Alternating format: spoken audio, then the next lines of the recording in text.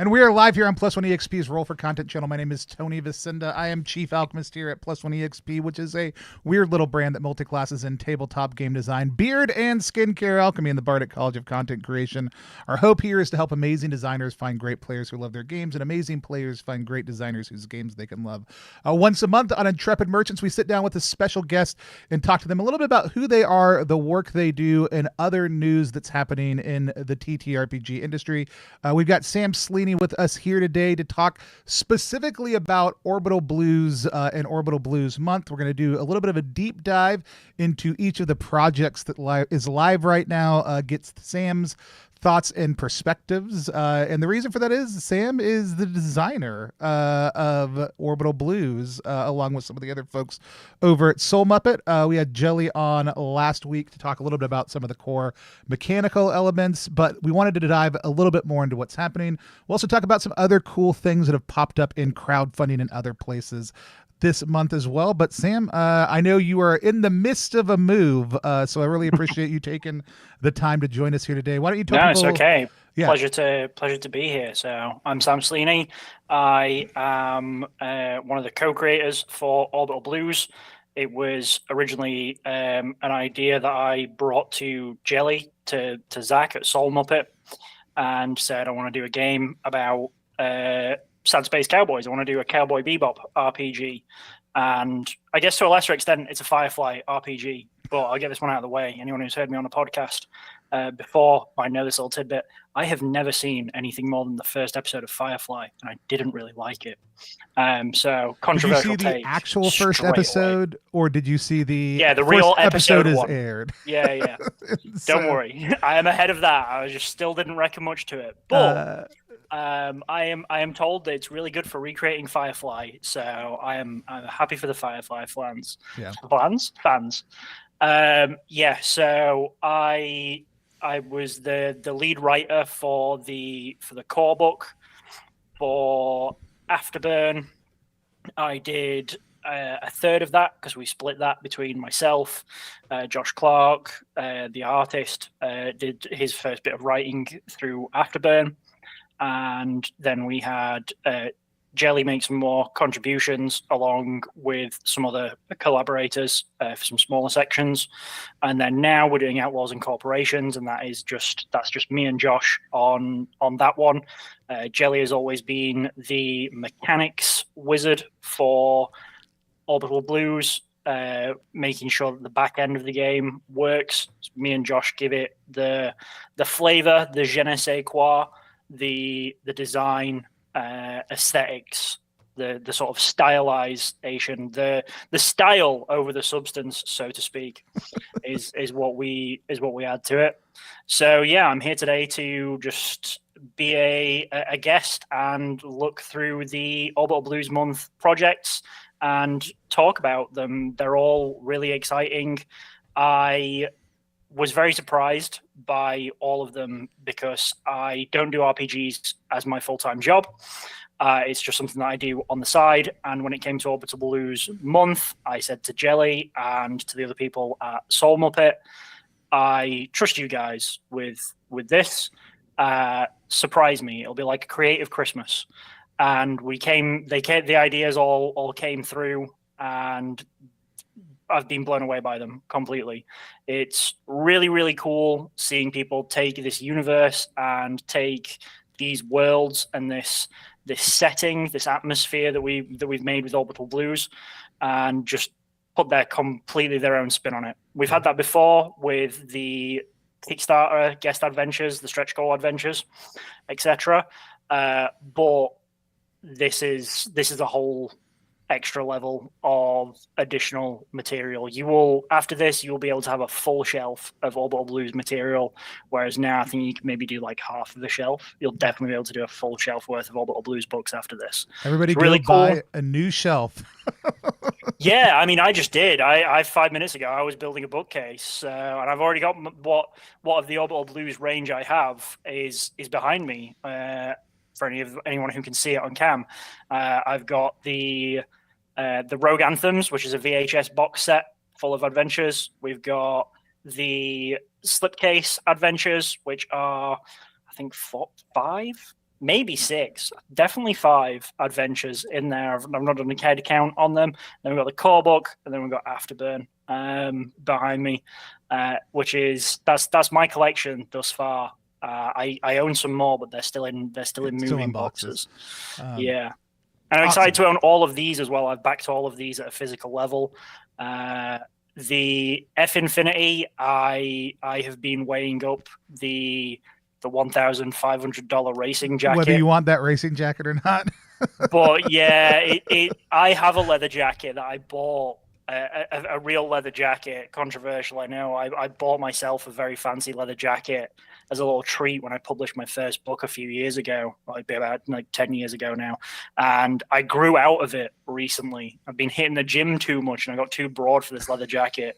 And I would be devastated if the same thing happened again. So we'll see. I'm you just need a weighing scale up. of leather jackets. Can the treasury bear such between. expense? I'll have to see. You could back it 3 times and get 3 different sizes of leather jackets. Just going at 4,500. Big brain play. Where did all the jackets go? They all went to the creator.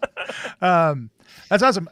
Let's talk a little bit before we dive into each of the projects. We talked a little bit about, you guys brought in the flavor, and honestly, like, that is one of the things for people as I got out there and was promoting F Infinity. Good promotion is not just spamming every single group with links on social media platforms or Discords.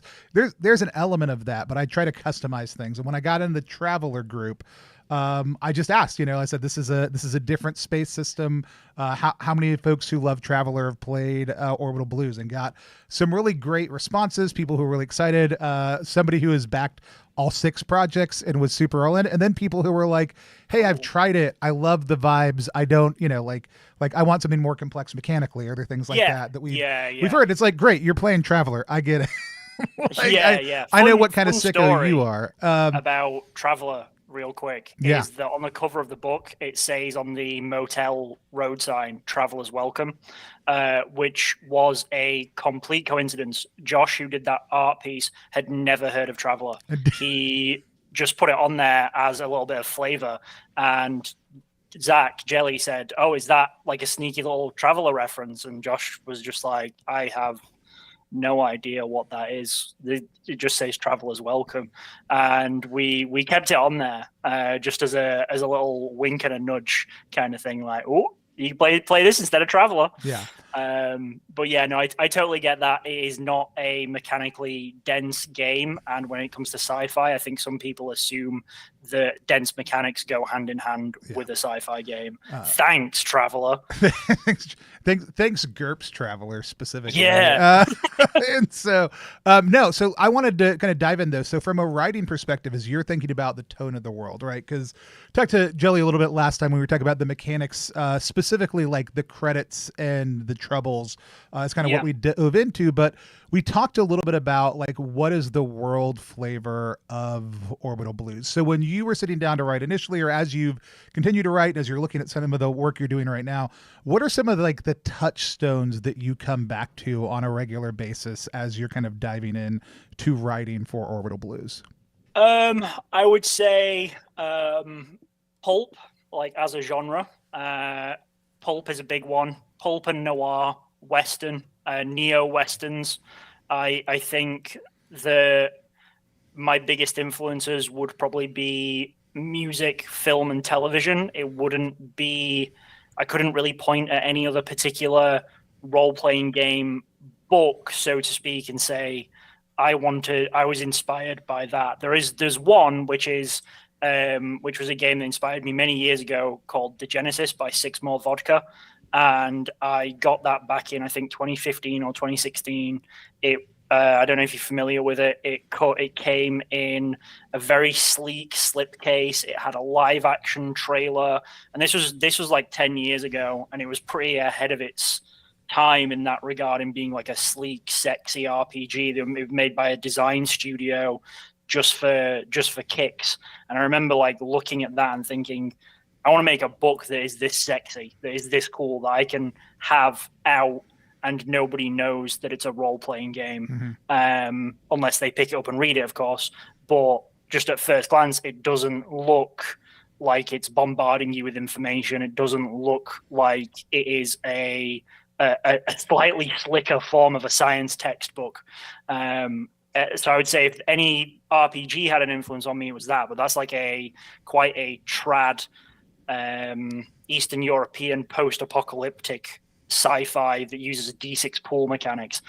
The contents of the book very incredibly dissimilar to Orbital Blues, but the vibe that was like the vibe I wanted to capture of this is cool, this is sleek, this is very slick design. I want to do this, but obviously their design style wouldn't work for a rhythm and blues inspired Americana space environment. But the ethos of nice design was what I carried through. So I would say in regards to my influences, it would be writing something that when it is brought to your table, it feels like you are playing a film. It feels like you're playing a prestige television. It feels like you aren't playing a by the numbers, oh, I need to deal 6 damage to kill this goblin. Roll the dice. The goblin is dead.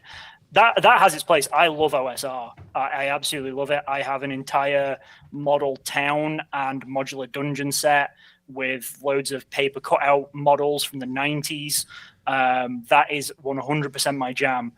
But when it came to making a game, I wanted to make a game that was like the games that I ran. And the games that I ran were very cinematic, very narrative, used a lot of music, used a lot of scene setting, used a lot of sort of mise en scène and really setting the mood and the atmosphere. And I wanted to write a book that encouraged people to do that with Orbital Blues. First thing I wanted to do was, how do I make it so that you kind of have to include music? You have to sort of think about the soundtracking of your game. One of my only mechanical contributions to the game, along with I worked on the credit and debt system with Jelly, but they did most of the work on that because I'm terrible at maths.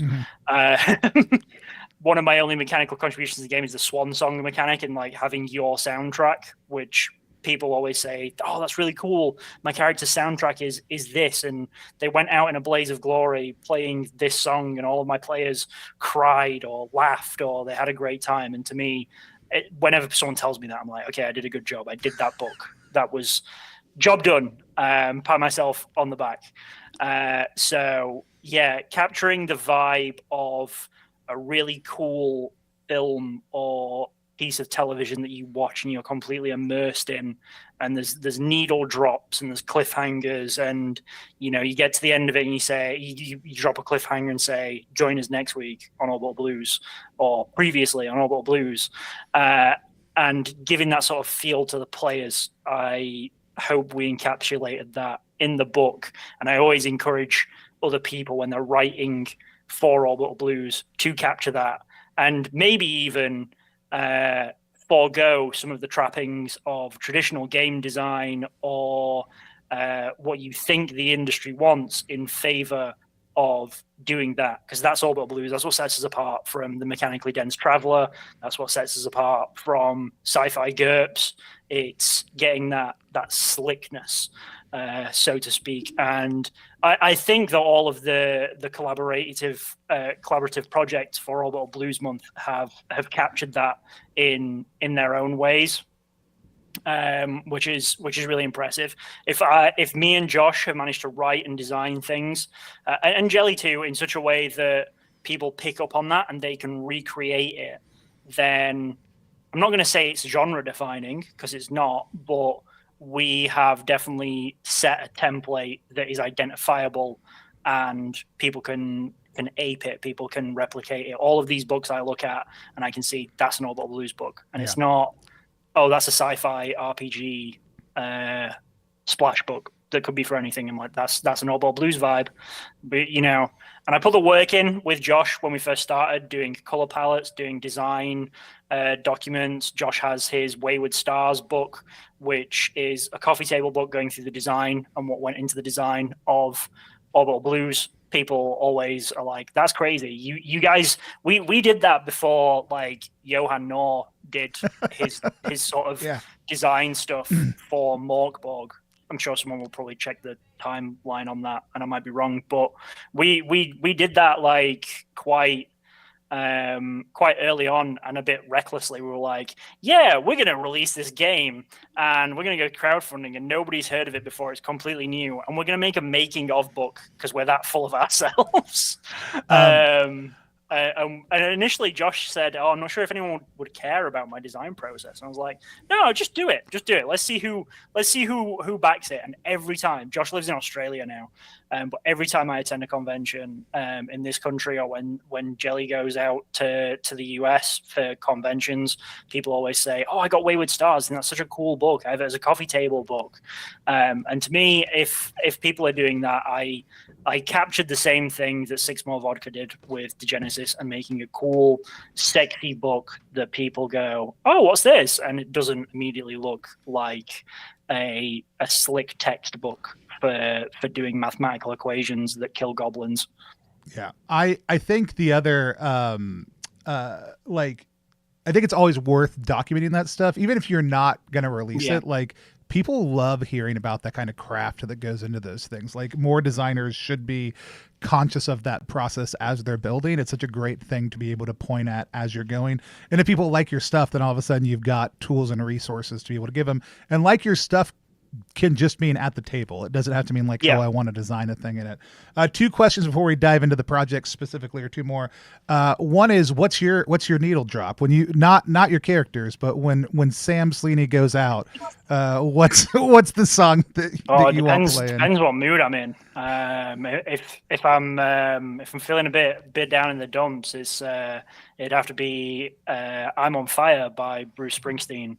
If I'm feeling a little bit alive, a bit jumpy, bit full of beans, I'd say Ain't Seen Nothing Yet by Bachman Turner Overdrive. There you go. That's two. That's great. So yeah, I'll go with those two. They're what I've been feeling lately. Awesome. And then the other one is I asked Luke from Wildwoods this the other day. They're an Australian creator who did Heaven in the Dust, but which has some major tones of Americana, specifically in the Dust Bowl.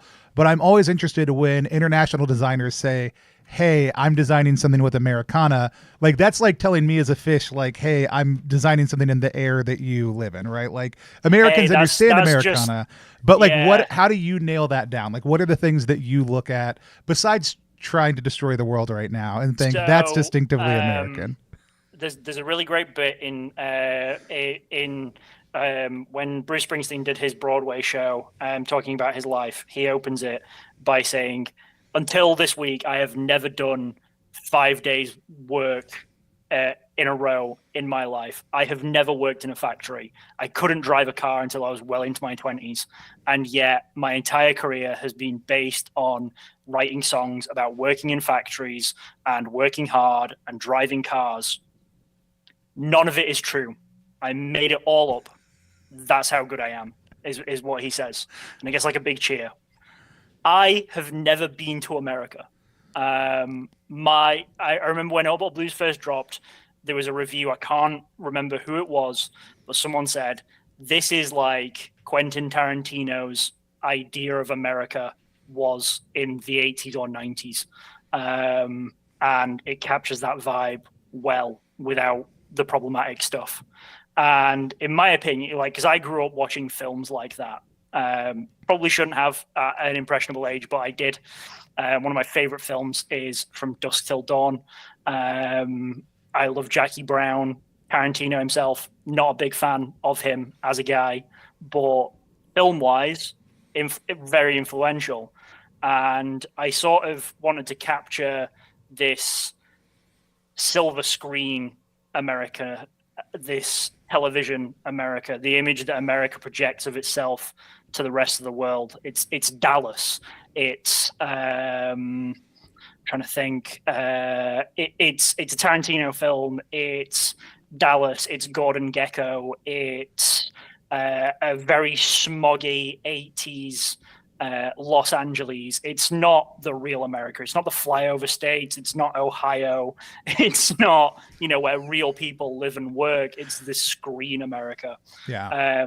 And so, yeah, the longer I can keep writing Orbital Blues books and selling this illusion that I understand America, because I have read a ton of like Steinbeck, like a lot of the great American novels, or this theory of the great American novel. I've devoured those. I have a whole like thesis on the fact that the great American novel has been written, but it was Red Dead Redemption 2 and not actually a novel. Go look at all the aspects of what literary theorists think a great American novel should contain. Red Dead Redemption 2 did it all. In like the modern era, people look at Moby Dick, Great Gatsby. No, it was Red Dead Redemption 2.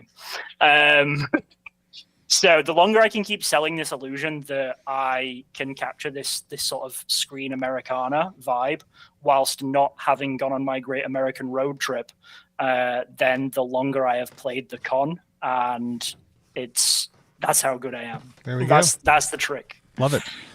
Let's talk a little bit about outlaws and corporations. Give me the elevator pitch for the core Soul Muppet project. We'll dive in. I'll ask you some questions, then we'll kind of flip it around a little bit and look at some of the other ones. It started with Zach Jelly saying, "What do we do that is some sicko design? What do we do?" They're a book freak. They self-identify as a book sicko. Yeah. What do we do with a book that is different, that's cool, that's a little bit out there? Rip it in half and flip half of it upside down. We're going to split it and we're going to do 2 books in one. It's a Tet Betch. I don't know how to pronounce that. I always just see it written, but I think I've only heard Jelly say it in person a couple of times. It's a book that it's in half, an upside down half. So you open it, and I'm doing hand signs like I'm doing some kind of Naruto jutsu. I've got it up on the screen next to us also, on too. cam. So you twist it, it opens, and both sides work. It works from both sides, whether you read it up or down, back to front. And we wanted to do 2 halves of a book. And we thought, how do we split this? What do we put in the 2 halves? And the most obvious dichotomy in the Outlaw Galaxy, Frontier Galaxy, we've called it a couple different things at different times, is how do freelancers and outlaws, interstellar outlaws and crews live, and how do corporations, generally the villains, live?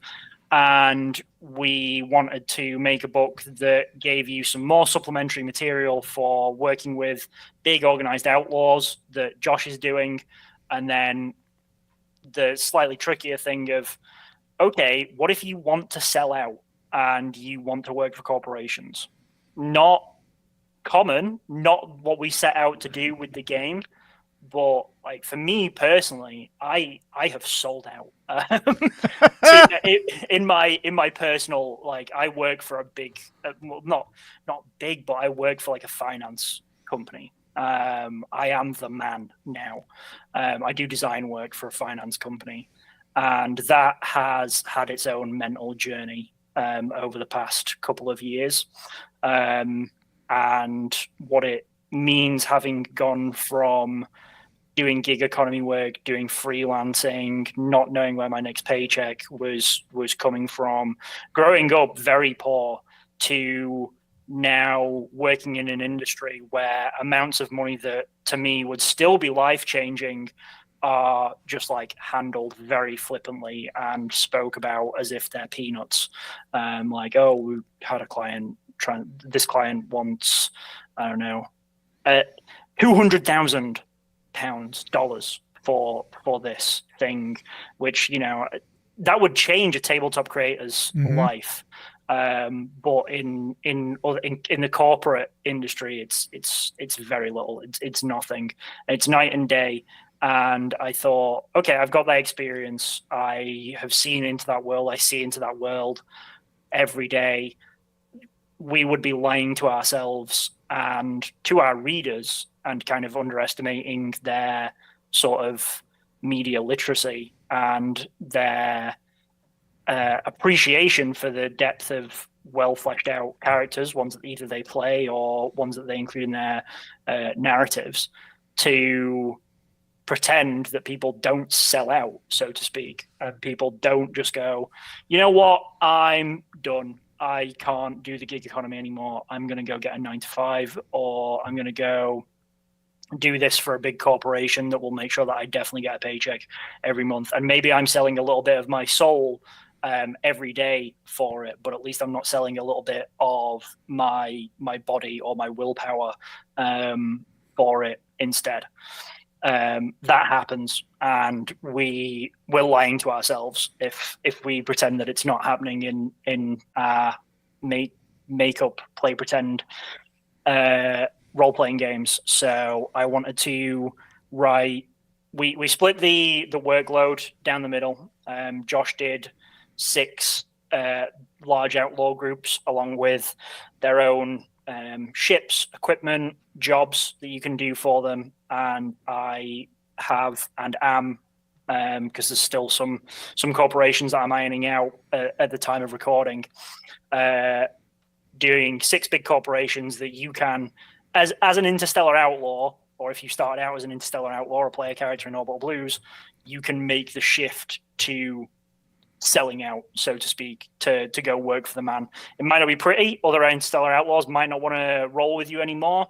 You might have to keep it secret from the rest of your crew, much like, you know, the android mechanic that I wrote into Afterburn. Now it's like, okay, are you working for a debt collector that is going to betray your crew at the end of the adventure to get everything that they can from this crew? Or are you working for a basically a big, not Amazon in space that is just trying to scope out cheap labor and cheap delivery routes to get goods from A to B? Or are you working for big, fancy private security, like basically Dior if they were Blackwater? Are you working for these horrible gun smugglers that are looking to make guns as cheaply and as unethically as possible to push all of the gun manufacturers out of the industry? It gives you a breadth of things to do, but it's still, if you did a crew completely working for these corporations, it would still feel like Orbital Blues. It wouldn't feel like, oh, we're playing Space Amazon Simulator, or Right. oh, we're playing we're playing Debt Collectors and it sucks. This doesn't feel like a good game to play. So I wanted to offer some alternative routes for crews or individual players to explore. And even if you don't want to do that, it fleshes out your villains. You can use this to be like, okay, we have this Mark, we have this NPC. Who do they work for? Okay, well, they work for Delore, which is this boutique private security where their operatives get souped up with nanomachines in their blood to use bio-locked weapons that are of a higher caliber. The trade-off being that you're constantly monitored by Delore, and any kind of diversion from your set task can result in you being remotely shut down biologically. And there may or may not be a vampire that runs the whole corporation in a very biotech sense of the word vampire. So it feels very, it still feels Orbital Bluesy, but you can, and you will still be managing your credits and debts, which is a key part of Orbital Blues play, but those credits and debts might just end up being to the company that you work for, Right, rather than to the usual banks or loaners that you roll with as an outlaw. So yeah, it's a book split down the middle. and you can get more outlaws or you can get more corporations. That's Outlaws X Corporations in a nutshell. 2 books. Love it. Absolutely gorgeous, great team. Well funded already, obviously leading the pack, which was no surprise as far as funding goes, and as far as the total initiative. Checked it today. It's still right under 50 pounds, which is nice. more in American. Not 50 pounds, 50,000. 50,000 pounds, yeah. One of my favorite little bits on the entire thing is that each of the creative team have their favorite logo like tossed up next to their bio, which is just a great little touch point on the world also too. So super excited about it. Got to dive into it a little bit with Jelly last week also too. But for the next little ones, I want to know where you want to go next. We've got 5 other projects we're going to look at together. Is there a place you want to start? No, I mean, we can go through them. Yeah. Yeah. Let's hit Vaporwave Wanderlust first. Then. Graham Turner. From Understory Games. Oh my gosh, we're looking at ourselves right now on a video because Graham. Oh my gosh, we're looking at ourselves. It's cycling through. All right. Paused on that. Good job, Graham. Way to plug the stream in. I did forget about that until just this moment. Conway Communications announces their latest initiative, the Dreamscape Immersive Connected Experience, also called DICE. It's a virtual reality communication hub, gaming platform, and business center that allows users to connect with people across the system. Graham is an active part of the Plus One Discord, one of our creative team over there. Absolutely was excited to see them in on the project. It is funded, as all of the projects we're going to talk about had, 7,500 almost, with a little over 200 backers. We got the whole month left in front of us.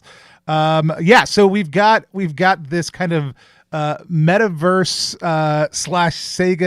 Sega Dream Gear mashup going on here. This one is very vaporwave, an aesthetic that I always wondered when and how someone would bring to Orbital Blues. I really love the long tubular ship station design. It's very like Arthur C. Clarke, very Rendezvous with Rama. I love that. One of my favorite pieces of art in the core book is like a garden world that stretches out in a sort of semi-sphere, and Josh put this effect on it looked like a leaflet or a folded up flyer. I love that aesthetic of like Halo stations and seeing the horizon stretch out above and around you.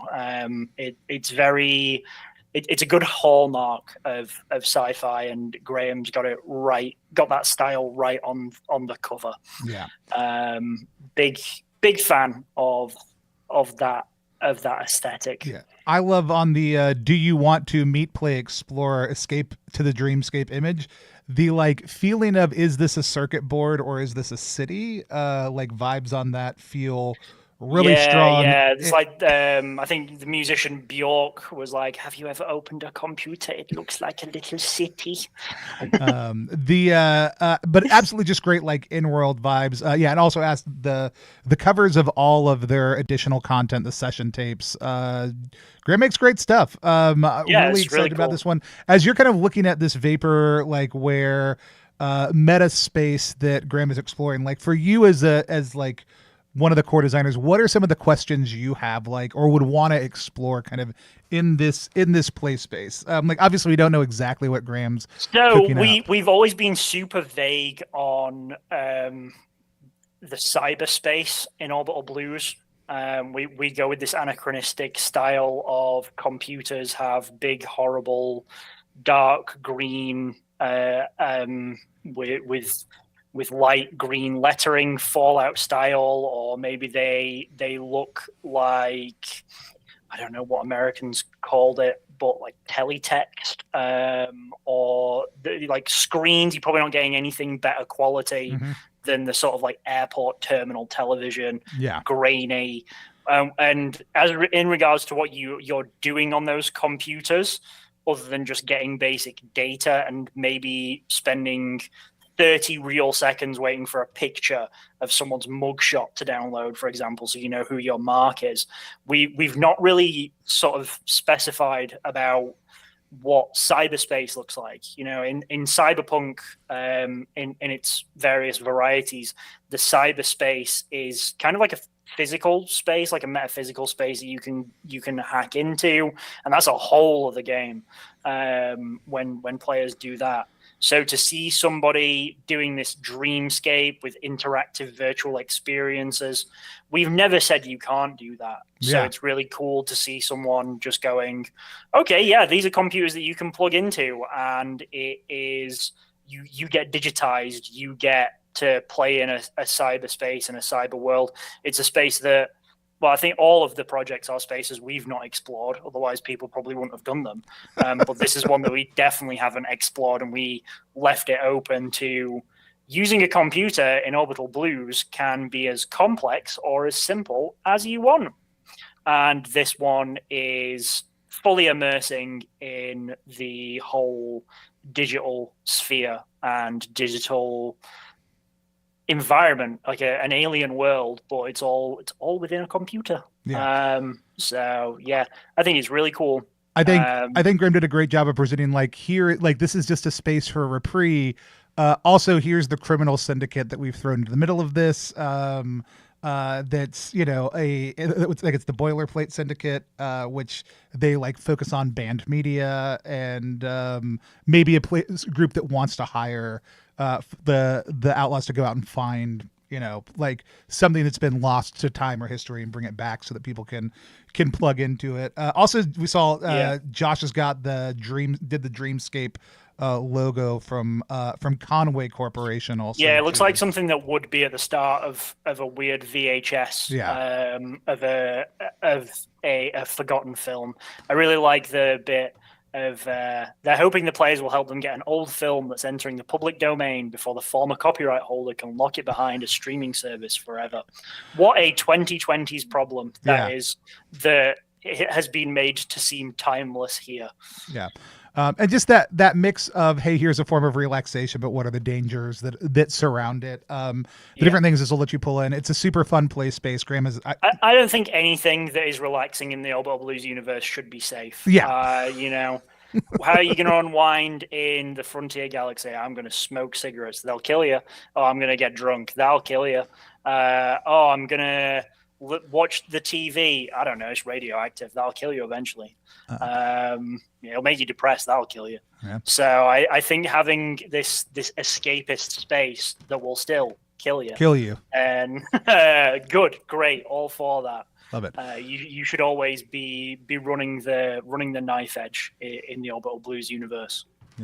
Let's hop over and look at Paramore. I love the art for this. This was one of the first. Paramore, yeah. So the art for this with the freeway, I think this was one of the first pieces of the collaborators' sort of art pieces. I don't know what else to call it. This was one of the first art pieces that was finished, I think. It was definitely one of the first ones I saw to see an art piece for an Orbital Blues project that Josh hadn't done. And I love this aesthetic. It's very, very cool. Big fan. It's for the adventure itself. I love the fact that it's Thelma and Louise inspired. I think it's incredibly charming. This is a total step in a different direction to plugging yourself into a computer. This is very human. This is very real. It's very gritty, very urban. Ice planets. I love ice planets. I think my favorite planet to write was Anchorage from Afterburn. I loved that. I love snowy environments. If I could live anywhere in the world, some people would be like, oh, I'd live somewhere tropical, I'd live somewhere sunny. Not me. Get me up in the snow. Get me in the places where they only get like 3 months of sunlight every year. I'm gone. Get me in the cold. I love snowy planets. One of my earliest memories is seeing Hoth on the TV on Star Wars and being like, wow, cool. Don't remember much else of that, but yeah, thought that was really cool. And setting it in an icy place, peak vibes, excellent. This is also by Josh Domansky and Chris Ayer, both of who are tremendous creators. Josh does a ton of the like entry adventures, but also wrote the Bureau, does a ton of absolutely amazing design work. Chris is a huge Mothership designer, so seeing them kind of flex their space vibes out into a new area. Paramore tosses your crew into the emotional turmoil of dredged up memories and lost love, as they must choose to either help out a former flame or turn her in for the bounty on her head. They also really ate with the musical influences in this entire one, which going back to that design conversation of like what are those musical points you're going to hit, what are those needle drop moments. Like I think Paramore, out of all the projects, well, they all have great Behold music, period, but Paramore really just kind of like leaned in and said, hey, like what is the music that surrounds this, and they have Sam Lee on editing, who is also really kind of instrumental and regularly putting out, like, people could submit their game to Sam and have Sam make a custom playlist for playing their game, but Sam's coming in to edit on this also too, and Lure Noise did all of the art on this that we were just talking about earlier. So just like absolutely amazing killer team. Like really beautiful and really like very directed. I think some of the other projects are more opening up a part of the universe and saying, come play in this sandbox. Paramore is really going to be, I think, it will be a city sandbox, is going to have way more of a driven tone to what you're trying to accomplish in it, which I think will hook people into the space really quickly also too. Yeah. Do you like, as you're kind of looking at this and you're thinking about it, like you mentioned Wasteland, other things like that, like when you are thinking about the role of like romance or like lost love, femme fatales, other things like that within the Orbital Blues universe, is that a place you've hit on a whole lot, or are there things that like that dredges up for you? I think there's always been a subplot in the adventures. So the sandboxes that I've wrote for Afterburn and for the initial for the Tennessee 5 in Afterburn and for the Sutler system, there's always some kind of like lost love, star-crossed lovers.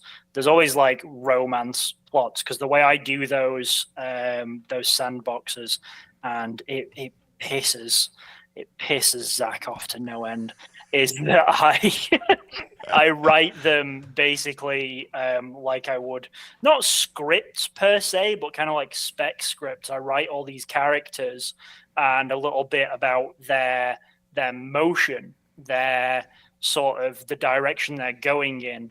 And it's kind of like, with a video game and like a video game environment, the enemies are kind of just sort of frozen in place until the player, well, particularly in old game design, not so much now, but these elements are frozen in place until the player enters that area, and then they start moving on their paths, and you'll collide with them. Their AI will trigger, their responses will trigger.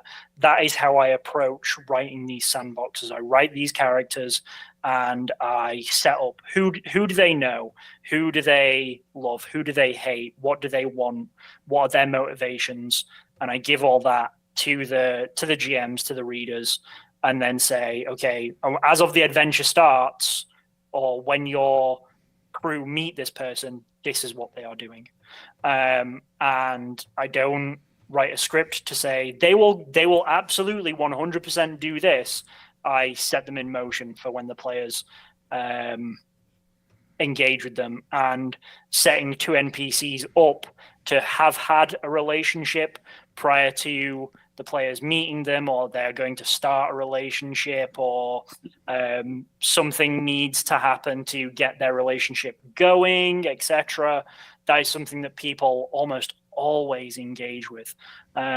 People love shipping. People love those tropes for a reason. Romance is such a big genre for a reason. So it is something that I always encourage people to put in their games, and not in a way where you're putting it in the players' faces that might make them uncomfortable, and being like, okay, you have to gain a relationship with this NPC, even though it's just me, your GM, playing this character. Make deep, meaningful eye contact while we roleplay right now also too. It doesn't have to be with the player characters. It can be, oh, these two people, they're kind of flirting with each other. Oh, these two people, they go way back. They have history. It makes the whole world feel more alive. Even though nothing has really happened, like those video game characters, even though nothing really has happened until you entered that room, those pieces weren't really moving. It feels like they were, and it feels like you are coming into this world, and these people have histories already. They're living and breathing, and you will be a part of their story and where their life and their plot is going. So yeah, big advocate for that. Big fan of it when people put star-crossed lovers in the Starship game. Yeah, I love it. Go check out Paramore for that. Next up, we've got a project I've heard of. It's called F Infinity, and apparently I put the stream in wrong. I put it in for 6 o'clock, which means it's not up, which is cool. You can see the hero image. This is real slick. Afterburn originally started life as an idea for a racing expansion, and I put the Tennessee 5 race in there, and then I just kind of started getting carried away with the ennui of, okay, but what if it had gone wrong in the past? Yeah. Would they bring it back? And who would take part in it, and why would they take part in it?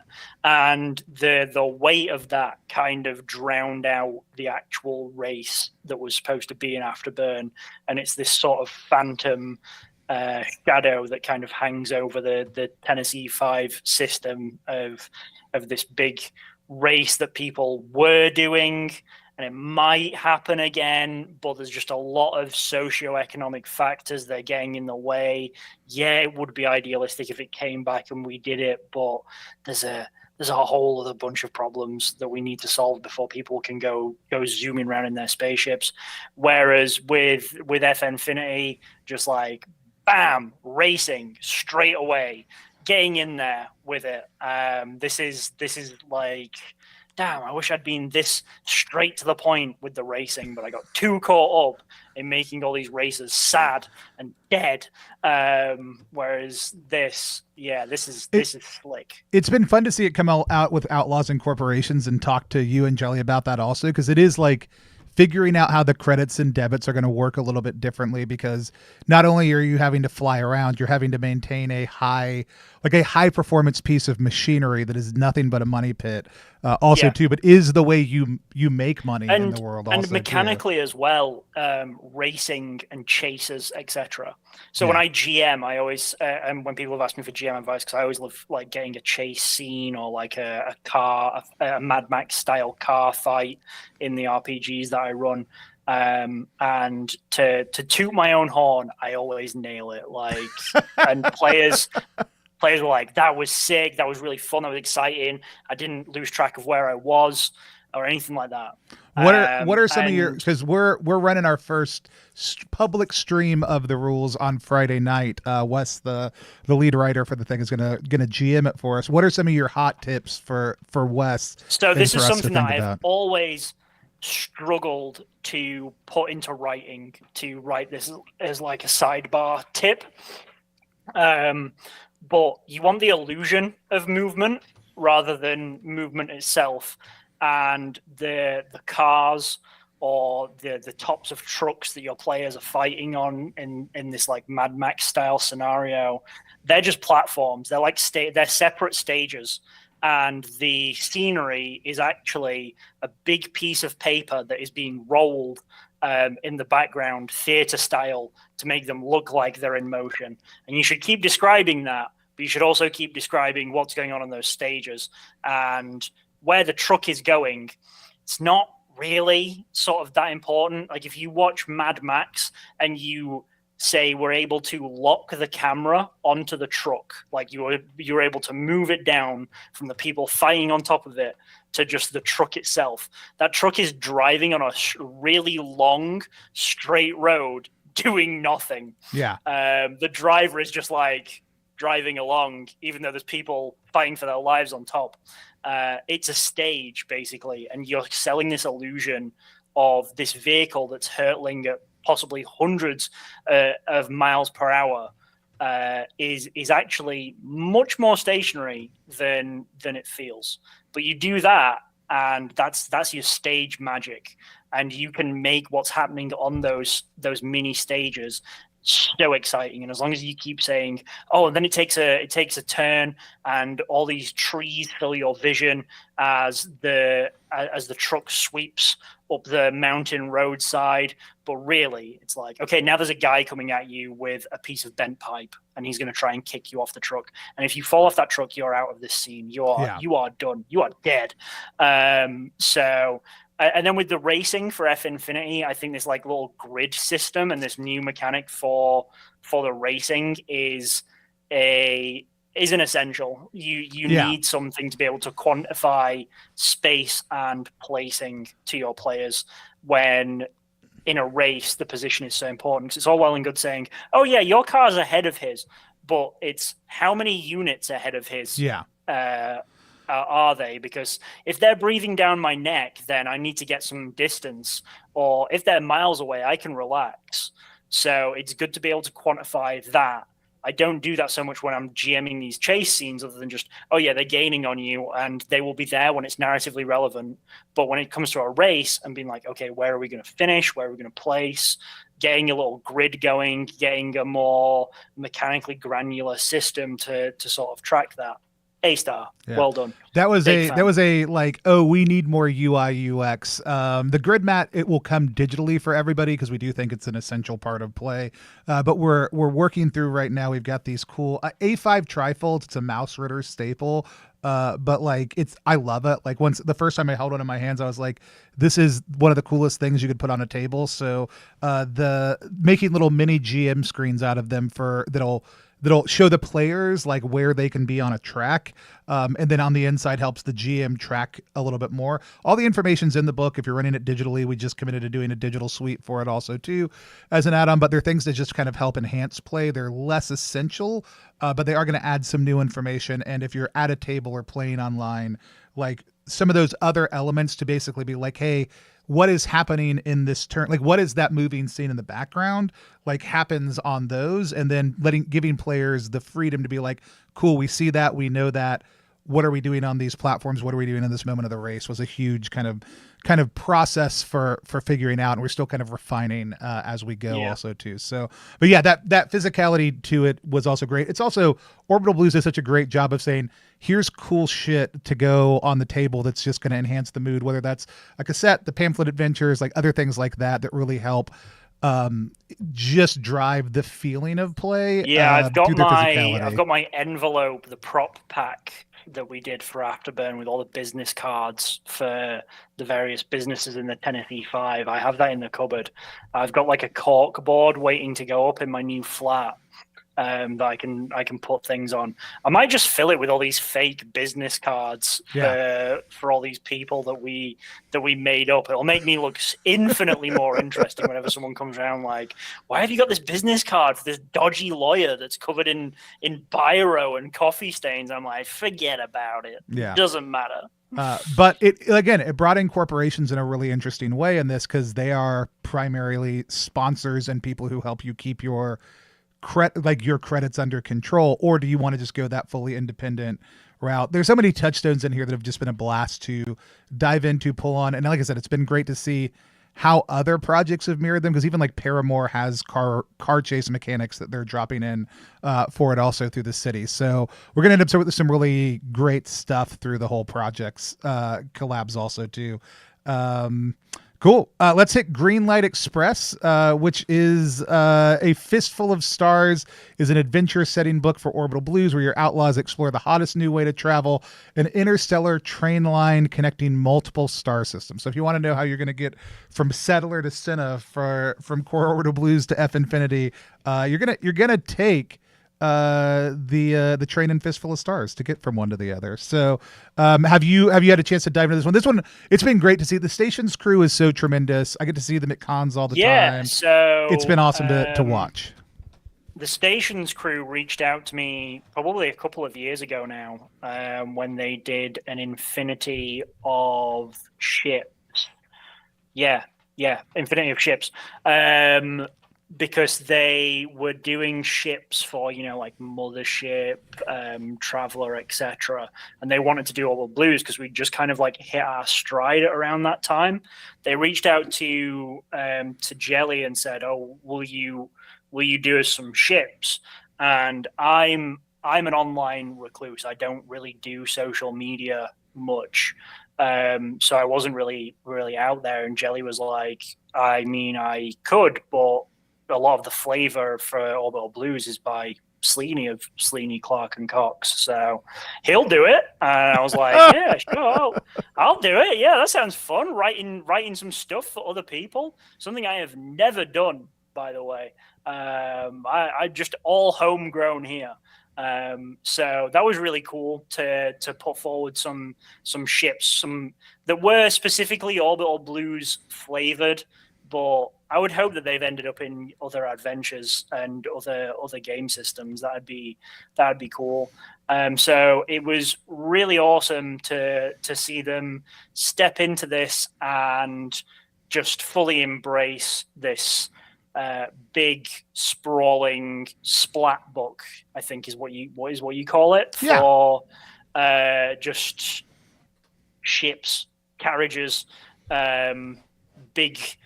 big train, big space train, is what I like describe this one as. And I think having a session on a train is essential, or involving a train is essential to the idea and the narrative of a Western. Yeah. But particularly to even like a neo-Western. Like if we're looking at a neo-Western as, say, Breaking Bad, even that has like a train heist in it.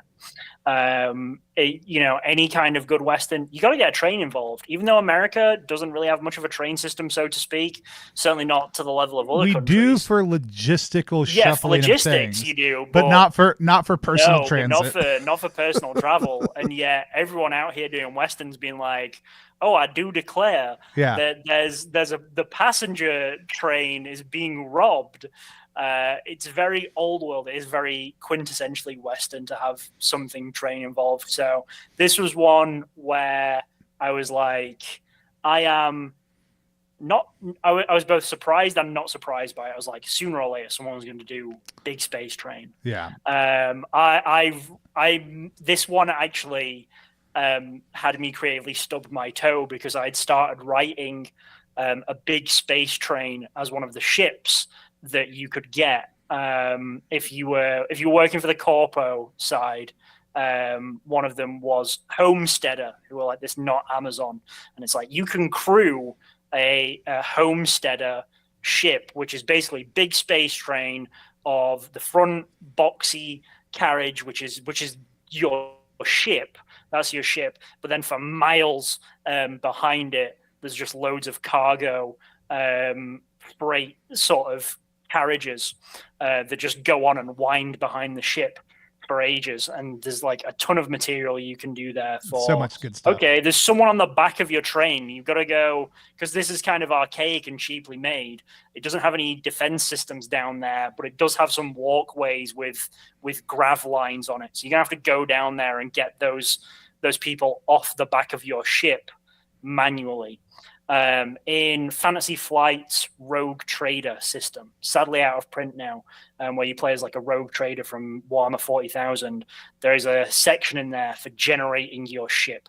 And those ships are miles long and miles wide. They're huge 40k ships, if people aren't familiar. And I remember I played a game of Rogue Trader, and we rolled for our ship and the elements of our ship. And the roll tables in that book, excellent.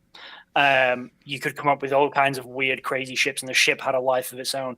And we had this game where the ship was so big, but so empty, that a cult had sprung up in the vents of the ship and was just living there completely autonomously from the rest of the crew. And the captain has no idea about it.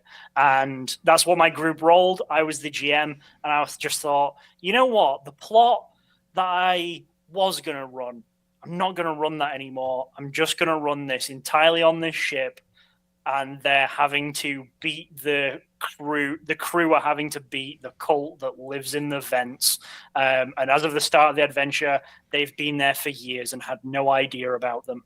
I think the possibilities of gigantic ships too big to sort of map out fully is excellent. So good. Big space train, excellent. I also mega structures, love them. Yeah. The other great thing about this particular project is the Stations folks have worked across a ton of space games, have a huge mothership following, other things like that. So it was great because I'm sure they brought in a ton of folks who are checking out Orbital Blues for the first time in this project. I think a lot of the projects are, but I think it's been one of the real strengths of the work that they've done of working across space systems has been so strong, and seeing them lean in more intentionally here and bring that audience to bear has been really great for the month as a whole. It's really cool. I remember I went to Games Expo the other year, and someone said like, "Oh, what makes this different to Mothership? Why should I play this over Mothership?" And I was like, we're not competing with Mothership. Yeah, the people who write for Mothership have wrote for us, and like we hope the people who write for Orbital Blues go on to write for Mothership, because like, you know, Mothership is for oogly booglies in space. It's for like creepy stuff. It started off as space horror. It's grown into so much more since then. But I don't think A Pound of Flesh, me and Jelly both had a copy of A Pound of Flesh on our desks when we were doing the Orbital Blues core book, because we were looking at it and thinking, this is a sexy space. Pound of Flesh is one of the best designed modules ever. So yeah, and I think it was the Moonrat Conspiracy edited Pound of Flesh. Yeah, they edited the original Orbital Blues core book. I loved working with Jared. Jared's such a killer, creator, and that whole team is excellent. So nobody has reined me in as much as Jared ever did. I'll go on record and say that, because my writing can get too flowery, too verbose, and get away with itself, because, you know, I don't write RPGs full time. I studied literature. I write very dense stuff, very information dense, or very evocative marketing stuff as my day job. I can kind of get carried away with myself when I'm left to my own devices doing RPG writing. And Jared was just like an absolute butcher, in the best sense of the word, for the original Orbital Blues manuscript, and just being like, this is chaff. We don't need this. Cut this back. Here's a block of marble, or here's a big slab of fat. How do we cut out all the chaff and just get this to the leanest, what is needed? And then also is great at helping people build back up from that place also too. So cool. Let's dive into Jupiter in Eb minor, or EB minor. EB minor. That's the first thing I'll butcher here on the page.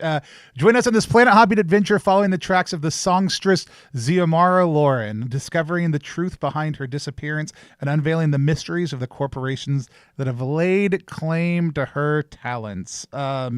This is the one I've spent the least time with. I've looked at it. Lone makes this is very sexy. Yeah. This one. So this is Lone Archivist, who did the layout for the original core book. Superb work, superb layout. The book would not be, in my opinion, the book would not be as successful as it was without Lone's work. Yeah. Because it took my scribblings for what I thought a spread should look like, or it took Josh's drawings and art pieces and just wove the text into them, or other times Lone just riffed their own thing for the layout and the text that was provided and just made the original book sing. So to see them do a completely unique it's like standalone thing, like Lone and Josh ride in tandem on this, incredibly sexy. Lone is in chat and just had to be subjected to hearing us talk about how great they are extensively, and says thank you for the kind words. Hey, and so you're welcome. Yeah, no, this one is it's absolutely gorgeous. You and your crew are invited to the latest album release party hosted by Spinward Ltd aboard the orbital space station above Neo Jupiter. The Calico Club is a luscious and as luxurious and lavish, a nice change of pace from the weary travel of the interstellar express lanes. The crowd, having traveled across the solar system, is electric in anticipation of this performance by the young pianist and singer known as the Siren of the Stars, but she never shows. I mean, the classic like mystery pull in also here, like very strong. And also just, I mean, even the cover like is just every single piece is gorgeous. I am super curious about the mini game that is promised here with this giant like bullseye spread. Yeah, the darts. I love the audacity of that. Same with speaking of audacity, the leather jacket for F Infinity. Not sure how you're doing that because I've wanted to do an Orbital Blues bomber jacket since day one. Either a bomber jacket or a Letterman jacket with the spaceman on the back or some kind of fake brand from the universe. Even if we only made a couple of them for the team to wear at cons, I have been like gagging for that since day one. We will, the audacity of it. Yeah, we will probably produce the jackets for the entire team of creators. So I'll hit you up when we're getting when we're. So I think when people do audacious stuff for their games and their game table, for sitting around at a table, is great. I love it. Yeah. I think the idea of taking a book which is zine sized and then doing the absolute mad lad behavior of pinning this up on your wall and then throwing a dart at it over the heads of your players. Brilliant. Absolutely do that. Yeah. Someone might lose an eye and then they can wear a real cool eye patch. Yeah. So yeah, love this idea of throwing a dart at a zine. Lone also just books as a one-use thing. Love that idea. Would never do it myself. Could never bring myself to deface a book. I can't even write notes in the sides of novels. I don't know why it was just drilled into me as a child, like don't deface books. But now, as an adult man, as a book sicko, as Jelly would say, I'm like big fan of people using books for unintended purposes and throwing darts at a dartboard in the middle of the layout spread. Magnifique. Yeah. I'm also just a huge fan. The Rogues Gallery spread on here, what it's doing. I think Lone stuff, in addition to being like always exciting when I read it, you're learning something from the visual design as you go through. Also, it's doing things I'm not brave enough to do.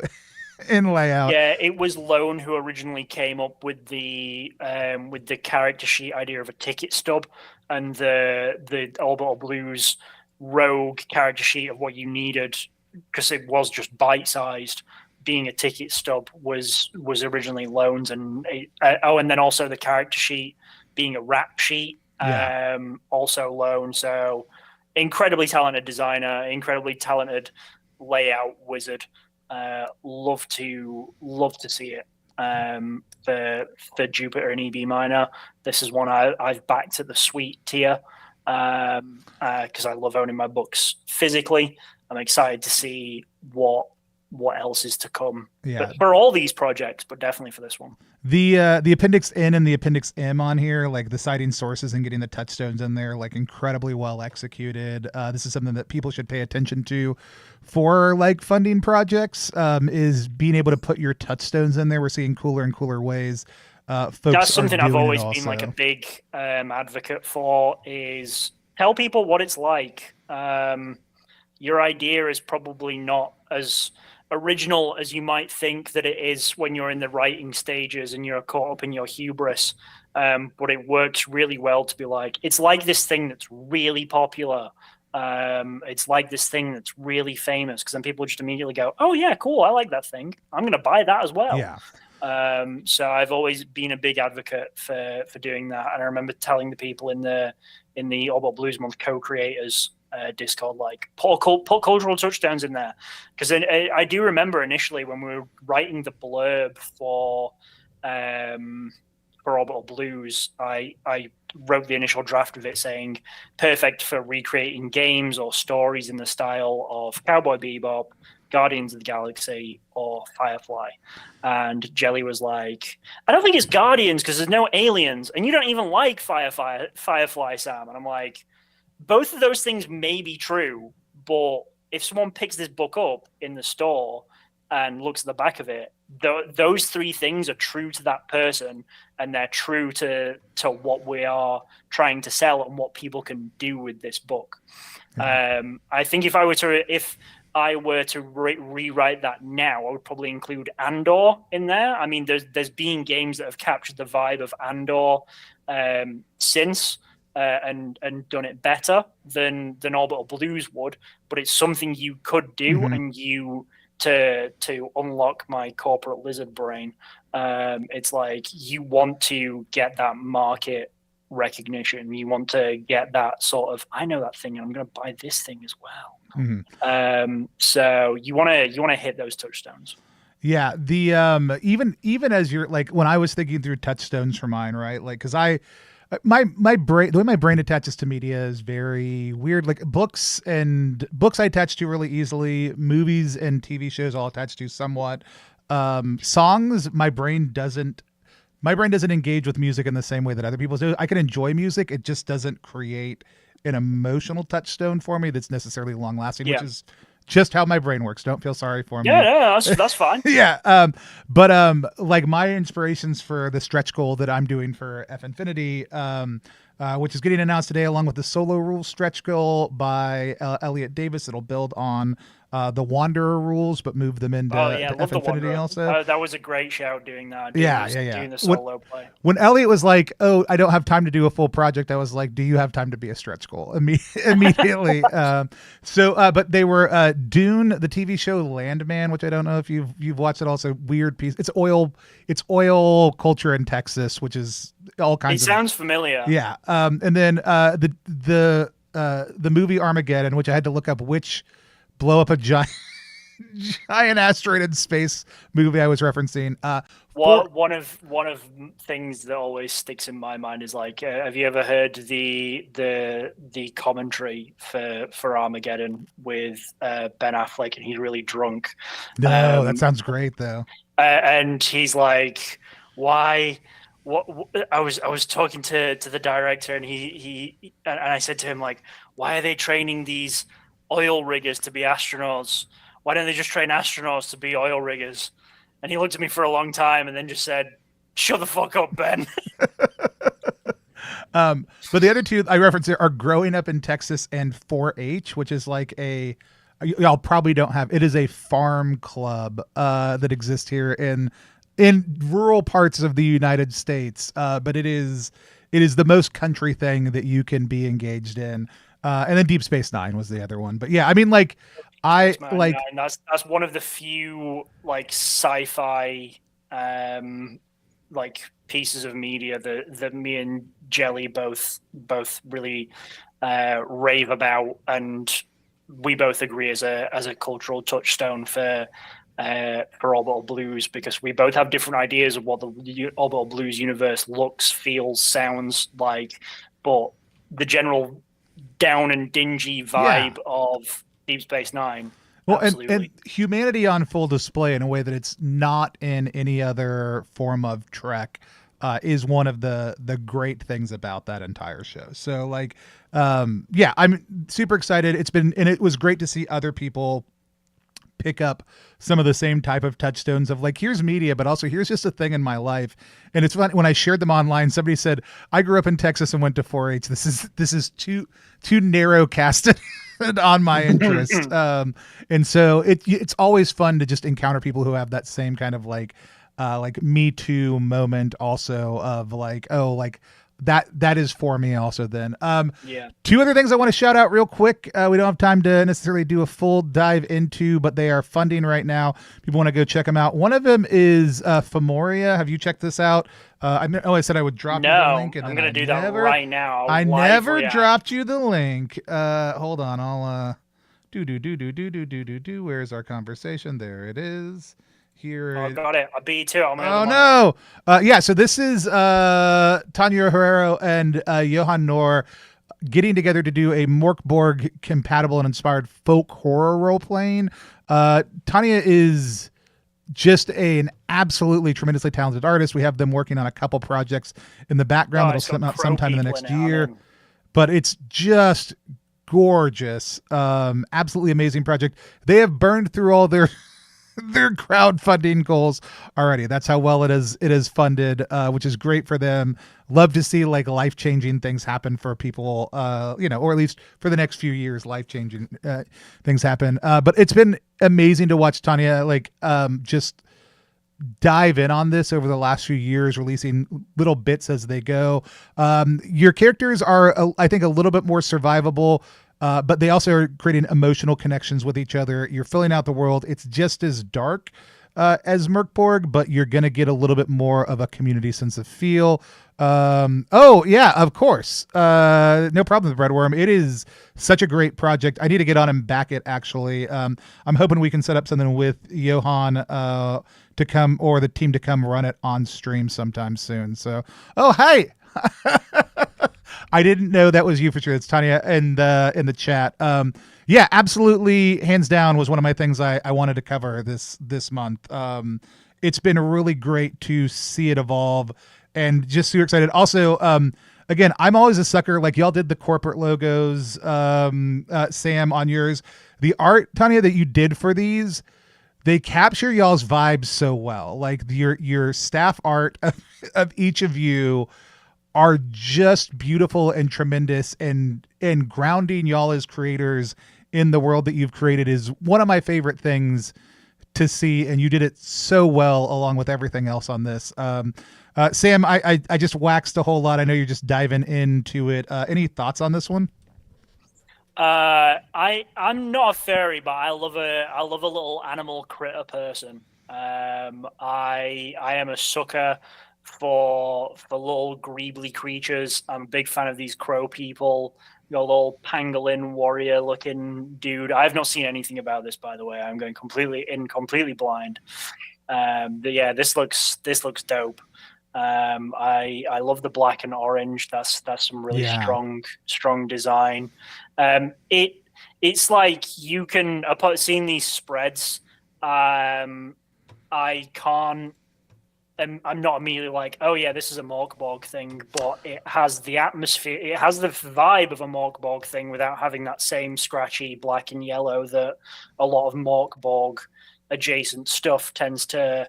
I wouldn't say overuse, but definitely like maybe rely on a bit too much. This doesn't do any of that. This is very fresh while still also remaining as sleek and sexy as Morkborg is. And I think that's the trick. I mean, and not a trick. It's a lot of hard work. Yeah. The Can you put your own spin on it? Yeah, the creator that I always call out as being really good about this, even while having Johan do art, Chris Bissett, all Chris's Merkborg like content looks like Chris's Merkborg content. Like it has a similar vibe and tone to it. It's not just trying to ape the core books, which is fine. Like learning that visual language is good. Famous oboe blues musician, the Deltas. That's right. But like taking the thing and making it your own. And Tanya's been doing this like from the jump with Crown of Salt, all the other different elements. The first project I saw had its own visual style. It was leaning in on this is not Crown of Salt, but it was the first one whose name's escaping me. But if you want to drop it in the chat so I can say it, let me know. It was taking the fuchsia and pinks of Merkborg and then pushing them into a slightly different tone and then pushing them forward even further. And the entire project had its own visual identity while still being very attractive to that core audience. I think that she's done it with every project that has been put out, has won any awards for the overall projects also too. And so like watching this one evolve, taking that orange and black, using it to create that folk feel, like it is transformative in the way that work should be when you are taking that visual language and making it your own. And you don't see people achieve that level of transformation in their visual language in the way that this project does very often when you're drawing from core systems. And it's just beautiful to see it kind of unfold. And so we wanted to make sure we shouted it out. Also, again, award-winning writer and creator also too. Like, you could look at this and be like, is it just beautiful? It is beautiful, but I have zero doubt that the writing and the structures of the world will also be a joy in play, and that they will unfold in a way that is really satisfying as an experience of play also too. So yeah, tremendous project. Another one a little bit smaller that I that I want to shout out is A Whole New World, a TTRPG web series about capturing the chaos of game design and gameplay. Here it is over on Discord for you. These are all linked in the chat, also linked in the description of the video for folks watching now or later. But yeah, so I want to shout this project out, one, because it should have already funded. The two creators, Val and Porna, are two amazing designers. This is in collaboration with One Shot Network, James D'Amato, who's been helping platform small indie games for over a decade now. James is a tremendous creator in their own right, but this is creating a web series that captures the chaos of game design from concept to gameplay. People regularly talk about wanting more of this type of thing. They regularly talk about we want to see more about the nuts and bolts of how people move from an idea to final implementation, distribution. Like, they want the professional practice of things. And this is a project that's trying to design a game in front of you and showcase the nuts and bolts in that, which are things that people regularly say are too obfuscated. And it's by two designers and creators who I love, with the support of another creator, James, to help kind of steward them through any of that and support them. I think is going to be so tremendous. I wish we would see more of these. I know that's hard for some people to buy into them in the way that we would like, because it's like, well, we don't know exactly what we're getting. That's kind of the point. But I have tremendous faith in this team and their ability to execute on this premise also too. But they've also got like Grant Howitt and Chris Taylor and other creators lined up to come in, work alongside them, support them. And I've just, again, seen the amazing work that both of these creators have done, both in actual play spaces and design places, and have zero doubt that this is going to be an excellent series for folks who want to learn more about design. So as somebody who like again, we've talked to him about like, you are like have created the world of this, and then you're kind of like, hey, I don't do this for my day job. I'm out. Y'all go take care of the rest of this. What are some of your thoughts on this? No, I think this is really cool. I'd love to do something. I love it when people push the boundaries of a medium and the boundaries of creating in a medium. I would love to do something where, you know, or like when Twitch plays Pokemon, for example, you have all these people contributing to a purpose, like ants moving things around, and it might be inefficient, but the chaos and trying to see what emerges from this like gestalt of ideas, I think is really, really cool. And it will be really interesting to see what emerges from this. And if nothing emerges, that's fine. It was tried. And whatever emerges, I think is really cool to be like, okay, here's a thing that they made, and people could observe it being made. So big advocate for that. It's A Whole New World, a TRPG web series capturing the chaos of game design from concept to gameplay. You can find it over on Kickstarter. There's things happening this month that aren't about crowdfunding also too, but we really wanted to just kind of dive in, take the opportunity that we're participating in a month and be able to sit down with a designer and talk about projects. There's Mega Dungeon month happening right now. I had a conversation with a bunch of people over on Facebook about whether people are tired of months or not already, because I've seen it cropping up from place to place, and it's a different way that we're kind of driving professionalism forward. There's so many changes that happen right now in the way that game design is trying to move itself forward. And we know that crowdfunding is a huge part of that. I love it when there's not crowdfunding stuff that we talk about, but there's also a lot of amazing things happening out there and a lot of big conversations that we can have around how some of those things are going. Orbital Blues Month has been really great, in part because it ended up being such a small core group of people. Like there was a couple other projects that were in the mix that ended up not making it out for some reason or another, but a lot of those folks have hopped on other teams or helping promote it in other ways. It created a really kind of cohesive community to be like, there are not 30 projects here, there are 20 or there are 6 projects here, and the way that we've been able to watch people invest in each other's success and support each other has been really great. Sam, any final thoughts, like as you've looked at again all these different ways that people are taking the Orbital Blues universe and system and driving it forward? Like I asked Zach last week, but what are some of the places that people haven't peeked at yet that you'd really love to see people take a look at for Orbital Blues in the future? I don't know where want to say people should go. Just before Orbital Blues month kicked off, Rascal reached out to us for like a little interview kind of thing regarding the design process for Orbital Blues, what we're into it, what do we think of the success of it. And like I said earlier, I'm not really very online. I sometimes attend cons if work and life permits, and it's always really cool to meet fans of the stuff that I've written there, but generally it's not something I like engage with a ton. But one thing that I said to Rascal that I thought was good when I wrote it, I don't know if they've like published it yet, but they said like, what do you think of the success? What do you make of the success and the reach of Orbital Blues?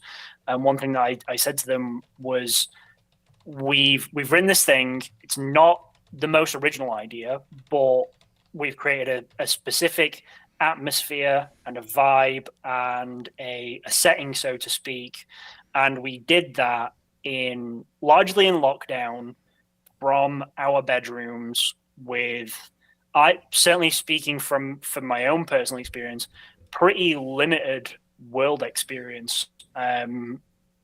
Digested through the lens of like television, film, media, etc. I'm not particularly well traveled, but I did it all from my bedroom and like from my head, and put it all down, and yet it coalesced into something tangible enough that other people can replicate the feel of, but then also put their own life experiences and cultural experiences and own vibes on it. And they have lived lives and done things that I'll never do, can never relate to, etc. And in a way, that is more intergalactic and more interstellar than the game itself. So I can't say where I would want to see Orbital Blues go or what I would want to see people do with it, because people are always surprising me. The first real sort of oh my god moment that I had with that was when we did the Rock of Tariq adventure with Bashir Grouse for the stretch goal adventures, and that was like so culturally different to anything that me, Josh, or Zach could have written. And there was a bunch of adventures at the time that were very culturally different, but I think that was one of the first ones that we got back during the editing process. But I read it and was just like, whoa, this is really cool that this has been written and designed and written in a space that I helped put the groundwork down for, but then people are building extensions to this house in architectural styles that I could never dream of, that I could never think of, because it's different cultures, it's different life experiences, it's different heritages, it's different worlds to what I live and to what I know, and yet people are still putting their imprints on in the Orbital Blues world using those things, and I think that is really good. I never set out to do that. I didn't intend to do that. I think it's amazing that is what has happened, though. So keep creating Orbital Blues stuff. Put your own stamp on it. I have never been to America. I have never watched more than the first episode of Firefly, but you just wing it. you wing it. If you write with enough confidence, you write with enough pizzazz and je ne sais quoi, and you do that style over substance, you can get away with it. That's the long con. That's the magic trick. You can be Bruce Springsteen, and so yeah, that's the magic trick that you're selling to the reader. And if anyone questions it, you'd be like, it's space. That's just how it works. It's just how it works. Yeah. So, awesome. Well, this has been great. We have a couple fun things coming up tonight. I'll be back online with Jason Cordova for our monthly Show Me Your Moves. Aaron isn't feeling well, so isn't going to be able to join us this evening, but we're going to talk about a number of things. Jason's one of my favorite PBTA creators, created the Carve from Brindlewood system that powers Brindlewood Bay, the Between, and the currently funding public access right now over on Kickstarter. Jason's going to be on to talk about their approach to PBTA design and what it means to make hard moves. I've never gasped at a moment in gameplay like I have when Jason runs games for me. So I'm super excited to sit down with them tonight and dive into how they're willing to pull out all the stops against their players and keep everybody engaged in the game the entire time. And then on Friday, this Friday and next, we're going to enter the world of F Infinity. Wes is going to hop on and run a game for myself and Kendo and Dusty. And we've got an alternating set of special guest pilots who will be joining us for each of those sessions. So come back this Friday for that. We've got some secret stuff happening this weekend that I can't that's really tell you cool. about. I probably won't be able to tune into that. You won't. I mean, unless you stay up super late. Yeah, exactly.